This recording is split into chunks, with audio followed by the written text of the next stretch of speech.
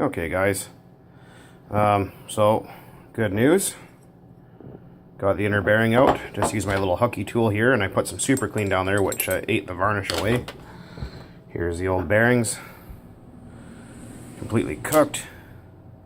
I got my crankshaft all cleaned, new rear bearing on, new front bearing, a new camshaft bearing. So I'm gonna put those.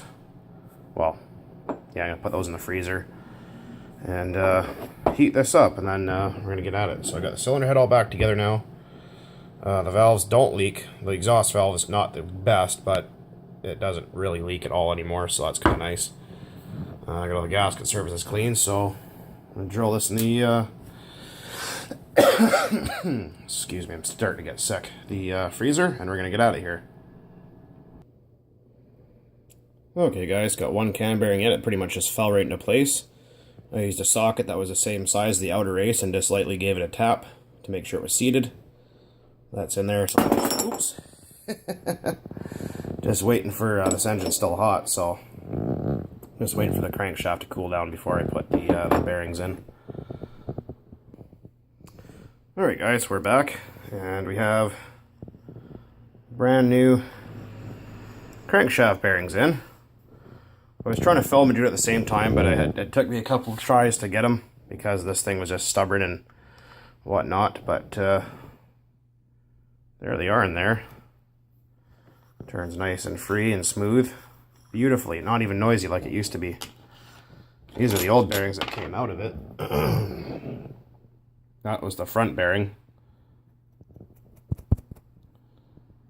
Disgusting. That was the rear, and then here's the two cam bearings. The one that's most discolored came out of the engine. This one that's the cleanest because it's been seeing super clean half the day is the one that came out of the, yeah, this one came out of the timing cover, I think. I can't remember, doesn't matter. But anyways, so we're just going to let this guy cool off here, and oh, that turns beautiful compared to how it used to turn. Very nice. Very nice. Also, remember to, you know, pour some after-on oil or something in there. Some, ouch, it's hot. Yeah, make sure everything's got a couple nice drops of oil down in there. You see the gear for the camshaft kind of turning in there.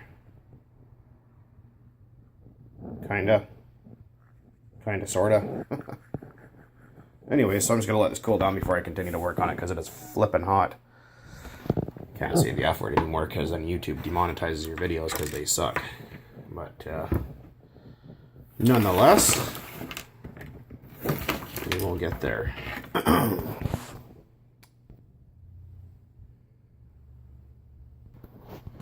Alright, so we're going to get to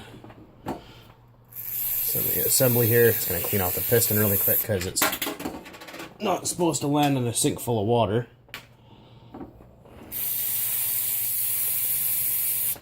There we go.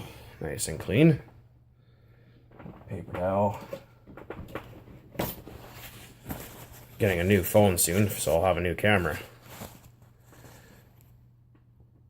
So the way these work is you're going to put the connecting rod in first, which is this guy.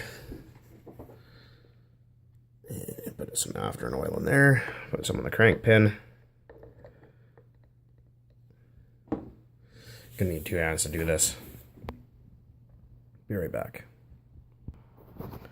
Okay, you can see the connecting rod in there. So now we're gonna take our wrist pin here, a pretty freaking big wrist pin, and slip it, or put the piston down first. And then slip the wrist pin through that hole in the connecting rod. Need 2 hands again, be right back. Alright, got our piston on. I did give it a good slathering of after-on oil. These 4-strokes are funny because you gotta put the wrist pin in. It's not like the typical 2-stroke glow engines where you just kind of put the cylinder and piston down first and then the liner after. You gotta put the wrist pin through that hole there and then separate the two. So next we're gonna put on our sleeve. This is gonna need 2 hands, damn it. Alrighty guys, we're back. Piston's in. Well, you know the ring's good when it pushes the sleeve up with it, but there, that's the bottom end. Rotating assembly together.